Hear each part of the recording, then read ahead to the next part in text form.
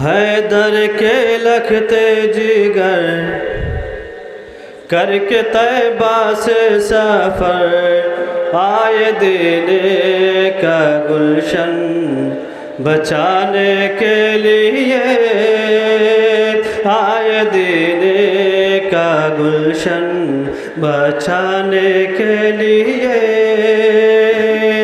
حیدر کے لکھتے جگر کر کے طیبہ سے سفر آئے دینے کا گلشن بچانے کے لیے کہ پیاس کا عالم ہونٹوں بھی کھولے پیاس کا عالم ہونٹوں بھی کھولے جھولے سے علی اصغر بولے جھولے سے اصغر بولے بابا اب کر دو قربان بابا اب کر دو قربان میری ننھی سی ہے جان بابا اب کر دو قربان میری ننھی سی ہے جان دل ہے بیتاب اب تیر کھانے کے لیے دل ہے بیتاب اب تیر کھانے کے لیے شابیر نے ایسا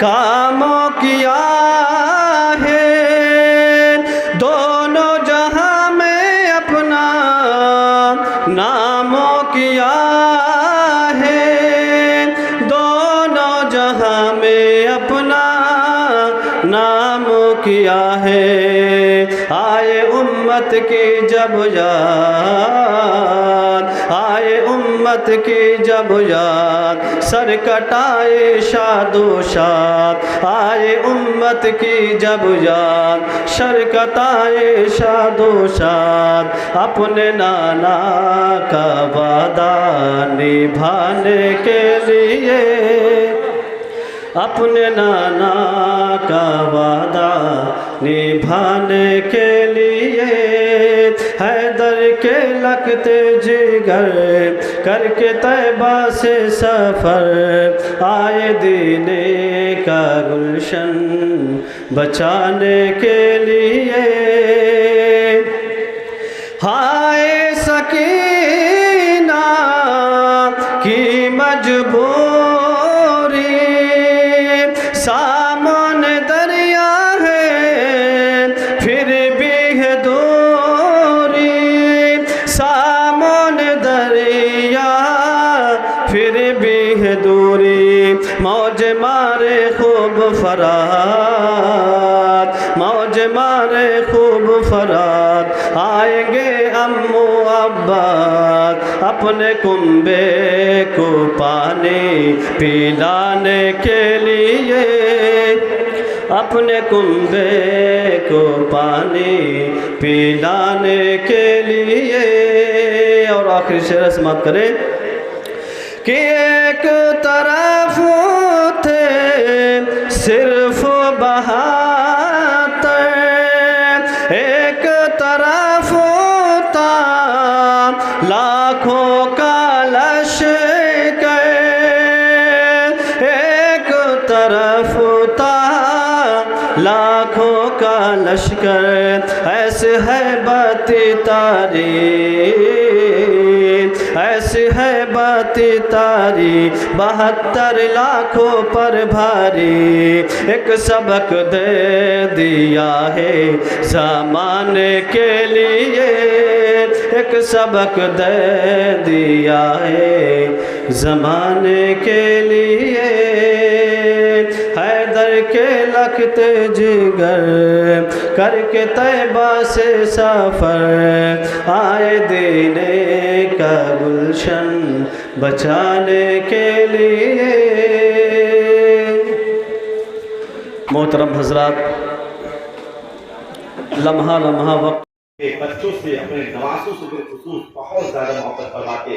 آپ جانتے ہیں جب کبھی مدینہ المنورہ کی گلیوں سے رسول اکرم صلی اللہ تعالی علیہ وسلم کا گزر ہوتا تو اگر کبھی امام حسین کے رونا ان کی آواز اگر آ جاتی تو آپ بے قرار ہو جاتے اور پریشان ہو جاتے. یہ سوچ کر کے پریشان ہو جاتے کہ میرا بیٹا حسین رو رہا ہے اور فوراً آپ بیٹی فاطمہ کے گھر جاتے اور بچے کو اٹھا لیتے اور کہتے بیٹی فاطمہ میرے بیٹے حسین کو نہ رلایا. میرا بیٹا حسین جب روتا ہے تو میں رونے لگتا ہوں, کائنات رونے لگتی ہے, فرشتے رونے لگتے ہیں, فضائیں آہو بھکا کرنے لگتی ہیں. کہتے بیٹا حسین تم رونے کے لیے نہیں رلانے کے لیے آئے ہو, تمہارے سر پر بہت بڑی ذمہ داری ہے. آج کچھ لوگ کہہ دیا کرتے ہیں کہ حسین کربلا میں تخت و تاج کی غرض سے گئے تھے. ایک بحث جو ہے ٹکراؤ کا اندیشہ ورنہ میں یہاں پر بات کرتا مگر مجھے آج فقط امام حسین کے توسط سے ہی بات کرنا ہے.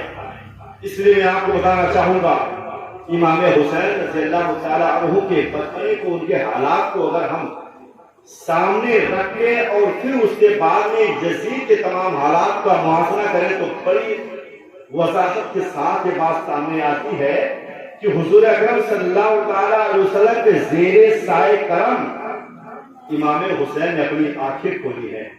کن حالات میں اور کس مقدس گود میں امام حسین پروان چڑھے اس کا اندازہ تو لگاؤ. ان کی سیرت رسول اکرم ہے, ان کا خاکہ رسول اکرم ہے, ان کا خلق رسول ہے, ان کا تبسم رسول ہے. وہ جب بات کرتے تھے تو ایسا محسوس ہوتا تھا جیسے رسول پاک بات کر رہے ہو. بعض آتا کبھی تو پرانے صحابی جو اپنے بزرگی کو پہنچ جاتے ہو جنہوں نے رسول پاک کو چلتے پھرتے بات کرتے دیکھا تھا, وہ کہتے ہیں کہ میں جب حسین کو چلتے ہوئے دیکھتا ہوں تو محسوس کرتا ہوں جیسے میرے رسول چل رہے ہو. پیچھے سے کوئی دیکھ لیتا تو مکمل پوری شراحت امام حسین کو ایسا لگتا ہے کہ جیسے رسول اللہ تشریف لے آئے ہو. کہتے ہیں کہ جب کبھی حجرے سے پیشانی کو جھکا کر کے جب آپ حجرے سے باہر نکلتے تو ایسا لگتا ہے جیسے مدینے کا چاند طلوع ہو رہا ہو. سبحان اللہ, اتنی زیادہ مشابہت ہوتی تھی. کلام و گفتار میں کبھی آپ حجرے میں بیٹھے ہوتے اور کلام فرماتے, کلام ہوتا کسی سے تو لوگ باہر سننے والے کہتے ایسا لگتا ہے جیسے رسول اللہ حجرے میں بات کر رہے ہیں. بولو سبحان اللہ. کیا عظمت, کیا بلندی, کیا رتبہ ہے. اور لوگ آج اپنی آنکھیں بند کر کے کیسے فقیہ کر رہے ہیں. ختم اللہ علی قلوبہم وعلی سمعہم وعلی ابصارہم کی مہر ان کے دلوں پر لگ گئی ہے. اسی وجہ سے یہ راہ راست ہم لے آتے ہیں. چنانچہ آپ سنیں اور کیسا ماحول ہے ان کا ذرا سنیں. ایک بار کا واقعہ ہے, رسول اکرم صلی اللہ علیہ وسلم فاطمہ کے گھر تشریف فرما ہے اور دونوں بچوں کو آپس میں کشتی لڑا رہے ہیں جو اکثر و بیشتر ہنسی کھیل میں ہو جایا کرتا ہے. بچے کشتی لڑ رہے ہوتے ہیں. اتنے میں کیا ہوتا ہے, فاطمہ کہتے کہ میں نے اپنے کانوں سے سنا تو مجھے یقین نہیں ہوا. وہ کون سی بات تھی؟ کہنے لگی میں نے دیکھا دونوں بچے آپس میں گتھا ہیں, ایک دوسرے کو پڑھنے کے طور پہ مکمل طور سے اور جو ہے انداز اپنائے ہوئے ہیں اور حملہ کرنے کے ہم اس کو پٹک دیں گے, یہ وہ ہم کو پٹک دے گا. اسی انداز میں ابھی ایک دوسرے ایک دم گتھے ہوئے. پھر کیا ہوتا ہے, رسول اکرم صلی اللہ علیہ وسلم کہتے ہیں بیٹا حسن حسین کو اس طرح سے پکڑ کر زمین میں پٹکو. اتنا کہنا تھا اور مسکرا رہے ہیں, اتنا سننا تھا. حضرت فاطمہ الزہرا رضی اللہ تعالیٰ عنہا فرط حیرت سے مسکرا اٹھتی ہے اور کہتی ہیں تاریخ میں کبھی نہیں ملتی ہے یہ بات کہ جب کبھی کسی نے بچوں کو تنبیہ کی ہے تو چھوٹے بچوں کی طرفداری کی ہے, بڑے بچوں کو سمجھا بجھا کر ادا کر دیا ہے. لیکن یہ کیا معاملہ ہے, حسین کو چھوڑ کر میرے بابا جان بیٹا حسن کو کہہ رہے ہیں کہ بیٹا حسن حسین کو ایسے پکڑ لو, ایسے پکڑ لو, ایسے پکڑو, اس طرح سے حرکت دو. جب اتنا سننا تھا تو کہنے لگے اے بابا جان آپ کو تو حسین کو طریقہ بتانا چاہیے تھا, آپ حسن کو بتا رہے جو بڑا ہے. کہنے لگے اے بیٹی فاطمہ میں ان کو کیوں نہ بتاؤں, حسین کو طریقہ بتانے کے لیے جبریل امین دوسری طرف کھڑے ہوئے ہیں اور کہہ رہے ہیں कुश्ती में ऐसे उनको मार दो तो तुम कुश्ती जीत जाओगे। अल्लाह अकबर। जब रब के उस तजल्ली को ज़ौक़ आता है तो इन बंदों से अपने कुश्ती करवाता है। अंदाजा लगाओ ऐसे माहौल में उनकी परवरिश कर रही है, हो रही है कि हर एक कदम पर रसूल अकरम सल्लल्लाहु तआला अलैहि वसल्लम की रहनुमाई करते हुए नजर आते हैं। और उनकी अजमत व मर्तबा जो हाथ उनके हैं हिते तहरीर से मुकम्मल तौर से बाहर है कि हम उसका अंदाजा कर सकें। चुनांचे सुने, क्योंकि हजरत इमाम हुसैन रज़ी अल्लाह तआला अन्हु के बचपन के ताल्लुक से वाक़यात रोज़ना हो रहे हैं और थोड़ा शऊर में आ जाते हैं, चलने फिरने की सलाहियत में मजबूती आ जाती है, पैर जमीन पर जमने लगते हैं। एक दिन का वाक़या है, शहजादा हसन शहजादा हुसैन दोनों तहरीर करते हैं एक तख्ती में, अल्लाह का पाक मुकद्दस नाम तहरीर करते हैं, नाना जान का नाम लिखते हैं और पूरे मुकम्मल खुतबे के साथ तशरीफ लाते हैं। लाने के बाद में अपनी माँ से कहते हैं, माँ फातिमा, अम्मी जान, हम दोनों भाइयों ने तख्ती लिखी है, आप देखिए और ये बताइए कि हम दोनों में किसकी तहरीर ज्यादा खुशखत है, सबसे ज्यादा अच्छी तहरीर किसकी है, आप फरमा दीजिए, फैसला फरमा दें। हज़रत फातिमा ज़हरा तो प्यारे बच्चों का मासूम सा चेहरा देखती हैं और कभी हसन का चेहरा है, कभी हुसैन का चेहरा है और सोचती कि अगर कहीं मैंने हसन से कहा कि तुम्हारा अच्छा है तो हुसैन का दिल टूट जाएगा, और कहती ही सोचती कि हुसैन से कहा कि तुम्हारी तहरीर अच्छी है तो फिर हसन का दिल टूट जाएगा। तो आपने दिल में थोड़ा सा तजस्सुस महसूस किया और फिर कहा कि ऐसा है कि जो दुनिया की अदालत में पेश रहते हैं, जिसे मेरे बाबा जान ने मदीनतुल इल्म कहा है और उसका दरवाजा का है, उनके पास चले जाओ, यानी अपने बाबा अली के पास चले जाओ। इतना कहना था।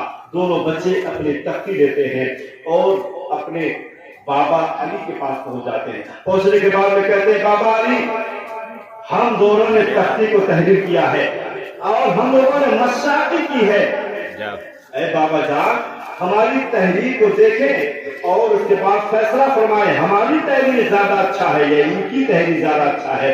हजरत अली रज़ी अल्लाह तआला अन्हु ने जैसे ही तहरीर को देखा तो जो ख्याल हजरत फातिमा ज़हरा का था वही ख्याल हजरत अली का है।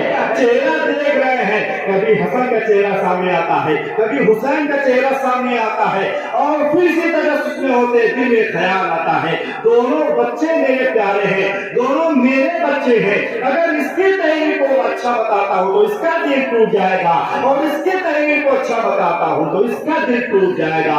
चुनांचे आपने दोनों बच्चों के चेहरे को बगौर मुताला किया और फिर फैसला किए बगैर कहते हैं, अरे बच्चों, तुम दोनों की तहरीर बड़ी प्यारी है, लेकिन फैसला करवाना है तो अपने नाना मुस्तफा के पास चले जाओ। पूरे मदीना में जहाँ तक कि मदीने से बाहर वालों की जब कोई जरूरत होती है तो वो लोग भी हमारे मुस्तफा के पास आते हैं, तुम्हारे नाना के पास आते हैं, लिहाजा जाओ और अपने नाना जान से कहो कि ऐ नाना मुस्तफा, बताओ हम दोनों में तहरीर किसकी अच्छी है, किसकी तहरीर ज्यादा खूबसूरत है। चुनांचे बच्चे मासूमियत के साथ में, मायूसी हाथ में है, तख्ती को हाथ में लिए हुए हैं, हाथ में जोड़ते हैं और रसूलुल्लाह की बारगाह में पहुंच जाते हैं। वहां पर क्या देखते हैं, जमे गफीर है, सहाबे कराम बैठे हुए हैं, उसी आलम में जाकर पहुंचते हैं और मचलते हुए कहते हैं, ऐ नाना मुस्तफा, अभी हम अपनी वालिदा के पास गए थे, अपनी वालिदा से मैंने कहा है, ऐ वालिदा, आप बताइए हमारी तहरीर ज्यादा अच्छी है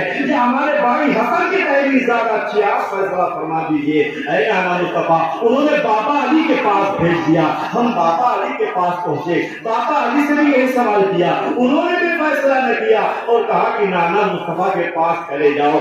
ये मामला सुनने के बाद में रसूल पाक मुस्कुराने लगे, दिल में उनको जो है एक अजीब सा एहसास हुआ और फातिमा और अली के बारे में सोचने लगे कि बड़ी मोहब्बत है, किसी का दिल तोड़ना नहीं चाहते। फिर रसूल पाक भी यही सोच रहे थे कि अब इनका फैसला कैसे किया जाए, तहरीर भी अच्छी बतानी है, दिल भी इनका रखना है, काम भी निकल जाए, दोनों खुश भी हो जाए। लिहाजा भी ये सोच ही रहे थे اتنے میں جبریل امی کا نزول ہوتا ہے. بولو تو سبحان اللہ. جبریل امی تشریف لاتے ہیں. تشریف لانے کا انداز ہوتا ہے آج چہرے پہ حزن و ملال نہیں ہے, غم کے آثار نہیں ہے, بلکہ آج خوش ہیں اور آتے ہی کہتے ہیں الصلاۃ والسلام علیک یا رسول اللہ, الصلاۃ والسلام علیک یا حبیب اللہ, الصلاۃ والسلام علیک یا نبی اللہ. اے اللہ کے رسول درود و سلام ہو آپ پر. اللہ تعالیٰ نے آپ کو سلام بھیجا ہے اور درود و سلام بھیجا ہے. اس کے ساتھ میں یہ بھی فرمایا ہے اے میرے بندے مصطفیٰ, آج جو دو بچے تحریر لے کر کے آئے ہیں اس کا فیصلہ تم نہیں کرو گے بلکہ میں کروں گا. جبریل کہتے ہیں یا رسول اللہ, ان بچوں کے مشاقی کا اندازہ جو ہے اور اس میں خطے امتیاز پیش کرنا ہے, رب فرماتا ہے یار میں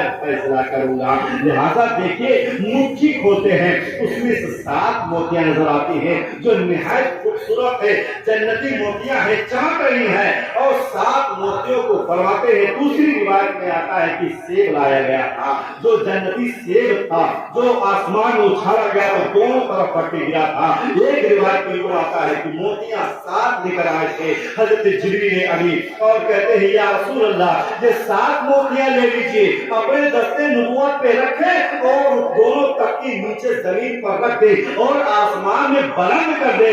جن کے تختی کے اوپر زیادہ موتی گرے گی ان کو مانا جائے گا کہ یہ کامیاب ہے, جن کے طرف کم موتیاں ہوگی مانا جائے گا کہ ان کی تحریر کم اچھی ہے. دونوں بچے بہت حیرت بیٹھے ہیں کہ دیکھو آج کس کے فیصلے ہوتے ہیں, کس کے نصیب میں کامیابی ہوتی ہے. ایک طرف بیٹا حسن بیٹھا ہے, دوسری طرف بیٹا حسین بیٹھا ہے اور مکمل طور سے ٹکٹی والے اپنے تختی کو دیکھ رہے ہیں, اپنے مشاقی کو دیکھ رہے ہیں کہ بھی موتیاں کس کی طرف گرتی ہیں. پھر رسول اکرم صلی اللہ علیہ وسلم نے اپنے دستے نبوت میں ان 7 موتیوں کو رکھا. رکھنے کے بعد میں بسم اللہ الرحمن الرحیم پڑھا اور تختی کے اوپر آسمان میں پرواز کر دیا.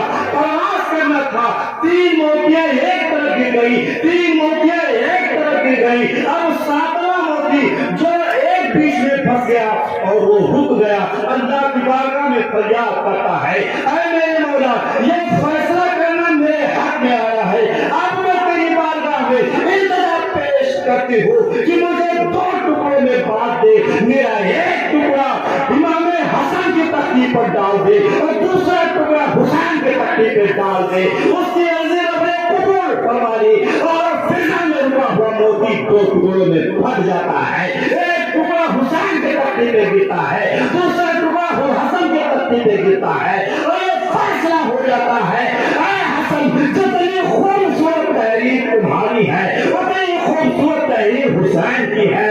یہ تحریر کی بات نہیں تھی بلکہ حقیقت میں ذہن دیا جا رہا تھا اے حسن جتنی محبت تمہاری میرے دل میں ہے, اے حسین اتنی ہی محبت تمہاری میرے دل میں ہے. جتنی محبت ہم تم سے کرتے ہیں اتنی محبت حسین بھی کرتے ہیں, اتنی حسن بھی کرتے ہیں اور جتنی محبت میں اپنے نواسوں سے کرتا ہوں اے نواسوں اتنی محبت تمہارے بابا علی بھی کرتے ہیں, اتنی ہی فاطمہ بھی کرتی ہے. جب یہ لوگ تمہیں چاہ رہے ہیں تو جتنی محبت مصطفیٰ کرتے ہیں اتنی محبت رب تعالیٰ بھی فرماتا ہے.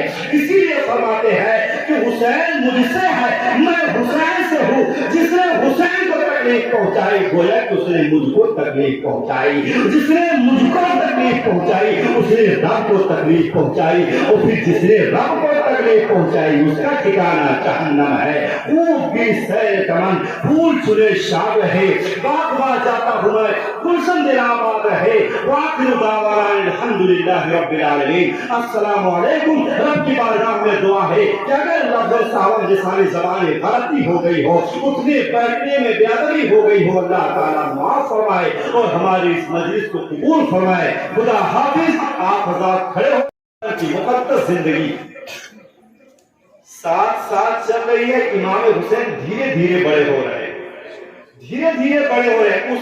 اسی عمر میں جس عمر میں امام حسین تھے اسی عمر میں حضور اکرم صلی اللہ تعالیٰ علیہ وسلم کے ایک صاحبزادے بھی تھے جن کا نام حضرت ابراہیم رضی اللہ تعالیٰ عنہ. دونوں پروان چڑھ رہے ہیں. جب کہیں جانا ہوتا تو دونوں بچوں کو ایک گود میں ایک طرف ابراہیم کو لیتے, دوسری طرف امام حسین کو لیتے اور مسرت و شادمانی کے عالم میں چلتے چلے جاتے. کبھی کبھی ایسا ہوتا تھا کمبل اوڑھ کر رکھتے اور کمبل میں جسم جو ہے کچھ زیادہ فرما دکھتا. صحابہ پہ کہتے یا رسول اللہ آپ کے کمبل کے اندر کیا ہے؟ اللہ کے رسول مسکراتے اور کمبل کو کھولتے تو دونوں صاحبزادے اندر سے جھانکتے ہوئے نظر آتے تھے. سبحان اللہ, کیا خوبصورت تھا سما ہوتا تھا. اور کون ایسا شخص جو اپنے بچوں سے پیار نہیں کرتا ہے؟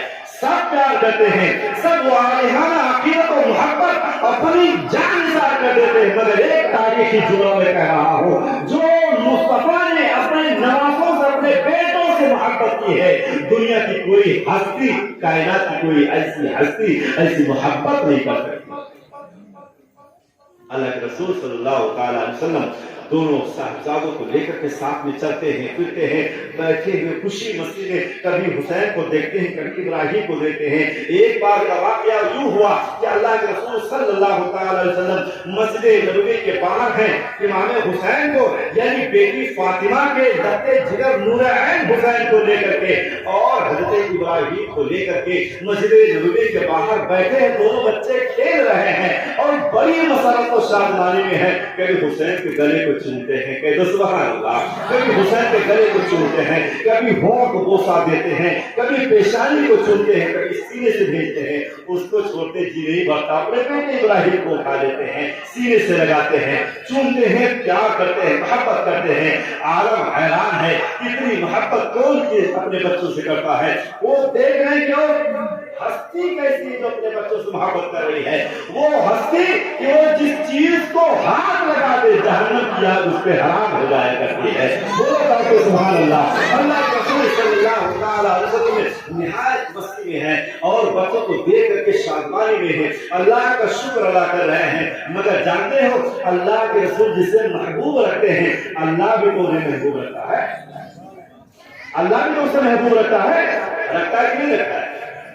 پیچھے والے بولے اللہ کے محبوب جسے محبوب رکھے, اللہ بھی اسے محبوب رکھے گا. تو اللہ کے محبوب جسے محبوب رکھے, اپنے بچوں کو پیار کر رہے ہیں, اللہ بھی ان کو محبت کرتا ہے, اس نے محبوب رکھا ہے. اتنے میں جبریل امین کا نزول ہوتا ہے, آتے ہیں. مگر جو اکثر آیا کرتے تھے, جو چہرے پہ شادمانی ہوا کرتی تھی, جو خوشی اور مسرت جھلک رہی تھی, مگر آج وہ مسرت غائب ہے. چہرے پر حسن و ملال کے آثار ہیں اور ایک عجیب سا قرب ہے ان کے چہرے پر جسے میرے آقا نے بخوبی بھانپ لیا. وہ تو دل کے حالات سے آگاہی کر لیتے ہیں, جبریل کے چہرے کو دیکھ کر اندازہ کیسے نہ لگا لیتے. آخرکار پوچھ پڑتے ہیں, اے جبریل آج جب بھی کبھی آتے تھے تو کچھ نہ کچھ فرمان لایا کرتے تھے, آج سلام کر کے خاموش کیوں ہو کر کے بیٹھ گئے ہو؟ اتنا کہنا تھا. جبریل ہمیں کہتے ہیں یا رسول اللہ بات دراصل یہ ہے, اتنا کہہ کر پھر گمگین ہو جاتے ہیں اور پھر خاموش بیٹھ جاتے ہیں. خاموشی کا انداز ایسا ہے کہ دیکھنے کے بعد میرے آقا صلی اللہ تعالی علیہ وسلم ان کو ڈھانس بٹھایا اور کہا جبریل جو حکم رب کا لے کر گیا ہے اسے سناؤ, کوئی کوتاہی نہ کرو. جو نبی ہوتا وہ رضا بارضائی الہی ہوا کرتا ہے, جس میں رب کی رضا ہوتی ہے اسی میں بندے کی رضا ہوتی ہے, اسی میں وہ نبی اور جو انبیاء جو پیغمبر ہوا کرتے ہیں رب کی رضا پر ہمیشہ راضی ہوا کرتے ہیں. چنانچہ کہتے ہیں اے جبریل جو تم حکم لائے ہو, جو پیغام لائے ہو, کہنا اسے کہنے میں کوئی آگ محسوس نہ کرو. کہنے لگے اے میرے آقا آپ بچوں کو محبوب رکھتے ہیں؟ کہا ہاں محبوب رکھتا ہوں. کہا آپ کا رب ہمارا رب اللہ بھی بچوں کو محبوب رکھتا ہے. تو بات دراصل یہ ہے کہ ایک آپ رکھ لیجیے, ایک اپنے رب کے پاس ان کو تحفہ بھیج دیجیے. رب ایک کو چاہتا وہ بھی محبوب رکھتا ہے. اللہ کے رسول فوراً یہ نہیں سوچتے کہ اب کیا کروں, اتنا دونوں بچے ہمارے, ایک میری بیٹی کا بیٹا ہے, ایک میرا بیٹا ہے, ان بچوں کو دیکھ کر کے میں وقت گزارا کرتا ہوں, اب دے دوں گا تو میرا وقت کیسے گزرے گا. آخرکار میں آپ نے یہ سوچا نہیں بلکہ کہا اے جبریل بولو میرے رب نے کیا حکم دیا ہے, کس کو چاہیے, حسین کو چاہیے یا ابراہیم کو چاہیے؟ کہتے ہیں کہ اے اللہ کے رسول صلی اللہ تعالی علیہ وسلم رب نے یہ معاملہ آپ پر چھوڑ رکھا ہے. یہی کیا کم ہے, اللہ تبارک و تعالی نے پوری دنیا میں کبھی کوئی شخصیت ایسی نہیں ملے گی جس سے رب نے پوچھ کر کے کام کیا ہو. یہی کہ اتنا بڑا اعجاز کم ہے. اللہ تعالیٰ نے ان کے اوپر منحصر کر دیا, ان کے اوپر مزاج پر ڈال دیا ہے, محبوب جسے تم چاہو رکھ لو, جسے چاہو بھیج دو. جبریل امین نے کہا یا رسول اللہ, اللہ تعالیٰ نے یہ چیز آپ پر ڈال دیا ہے, جسے چاہو رکھ لو, جسے چاہو بھیج دو. اتنا کہنا تھا میرے آقا کریم علیہ الصلوۃ والتسلیم. ایک بار ابراہیم کی طرف دیکھتے ہیں, ایک بار حسین کی طرف دیکھتے ہیں اور سوچ رہے کہ اب دونوں میں کسے بھیجوں. پھر سوچنے لگی اگر حسین کو بھیجتا ہوں تو میری بیٹی کو بھی تکلیف ہوگی اور پھر مجھے بھی تکلیف ہو جائے گی, اور اگر ابراہیم کو بھیجتا ہوں تو صرف مجھے تکلیف ہوگی. لہٰذا بنا وقت گوائے اور ضائع کیے ہوئے کہا اے جبریل, میں اپنے بیٹے کو حسین کے اوپر صدقہ کرتا ہوں اور دے کر چلے جاؤ. اتنا کہنا تھا, جبریل امین چلے جاتے ہیں اور اسی وقفے کے 3 دن کے بعد حضرت ابراہیم کی طبیعت خراب ہوتی ہے اور اسی کے درمیان میں حضرت ابراہیم رضی اللہ تعالیٰ شہزادے رسول صلی اللہ تعالیٰ علیہ وسلم کی دنیا سے پرواز کر جاتے ہیں. ان کی جان جانے آخری قبض روسی سے پرواز کر جاتی ہے. انا للہ و انا الیہ راجعون. اسی وجہ سے جب کبھی حضرت امام حسین کو اللہ کے رسول صلی اللہ تعالیٰ علیہ وسلم دیکھتے تو یہی کہتے آؤ میری بیٹی کے بیٹے, آؤ میرے بیٹے, تمہارے اوپر میں نے اپنے بیٹے کو قربان کر دیا ہے. بتاؤ ایسا کوئی مرحلہ کا گزرا ہے تو بتائیے جو کبھی اپنے بچے کو دوسرے کے اوپر ترجیح دے ہو. ایسا کیوں نہ ہو, اس لیے کہ اللہ تعالیٰ نے سورہ کوثر کو قرآن میں نازل فرما کر یہ خوشخبری دے دی تھی, انا اعطیناک الکوثر, محبوب قریب ہم آپ کو اتنا کثیر دیں گے کہ آپ خوش ہو جائیں گے. انہیں حسن و حسین سے رسول اکرم صلی اللہ تعالیٰ علیہ وسلم کے نسل کو چلنا تھا, اسی سے نسل کو باقی رکھنا تھا. اسی بنیاد پر آپ نے اپنے بیٹے کو حسین کے اوپر قربان کر دیا. عظمت و بلندی اگر بیان کی جائے تو صفحات اور